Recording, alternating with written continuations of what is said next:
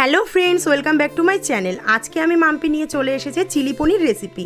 প্রথমে কিউব করা পনিরের মধ্যে গোলমরিচ গুঁড়ো, লঙ্কার গুঁড়ো, লবণ এবং আদা রসুন বাটা দিয়ে খুব ভালো করে ম্যারিনেট করে তার মধ্যে 2 চামচ কর্নফ্লাওয়ার দিয়ে ম্যারিনেট করে পাশে রেখে কড়াইতে তেল গরম করে হালকা করে ফ্রাই করে তুলে নিতে হবে যাতে শক্ত না হয়।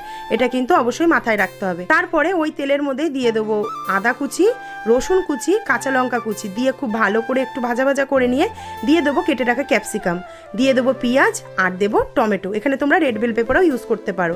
হালকা নাড়াচাড়া করে পরিমাণ মতো লবণ, লঙ্কার গুঁড়ো, সয়া সস দিয়ে একটু নাড়াচাড়া করে নিয়ে দিয়ে দেবো chilli sauce, red chilli sauce, tomato ketchup দিয়ে খুব ভালো করে মিক্স করে নিয়ে দিয়ে দেবো 2 চামচ কর্নফ্লাওয়ার গুলিয়ে সেই জলটা আর ভেজে রাখা পনির দিয়ে খুব ভালো করে নাড়াচাড়া করে যে যতটা গ্রেভি পছন্দ করো সেই অনুযায়ী গ্রেভি দিয়ে নামানোর আগে অল্প পরিমাণে চিনি দিয়ে টক মিষ্টি রেডি হয়ে গেল চিলি পনির। রেসিপিটা ভালো লাগলে অবশ্যই লাইক, কমেন্ট, শেয়ার করে দিও। উপর থেকে ভেজে রাখা তিল ছড়িয়ে নামিয়ে নেবো। টাটা।